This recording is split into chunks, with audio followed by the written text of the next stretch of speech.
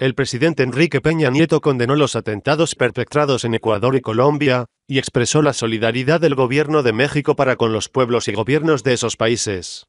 México condena enérgicamente este tipo de actos y rechaza todo tipo de violencia, dijo el primer mandatario en mensajes difundidos a través de sus redes sociales, y expresó sus condolencias a los familiares de las víctimas. En un primer mensaje, el presidente se refirió al atentado perpetrado contra la estación de policía San José, de Barranquilla, Colombia, donde lamentablemente se registró la pérdida de vidas humanas.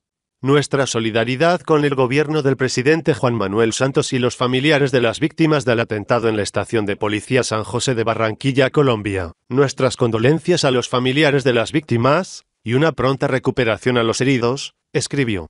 En otro mensaje hizo mención al atentado perpetrado en San Lorenzo, Esmeraldas, Ecuador, donde según reportes preliminares solamente se registraron daños materiales.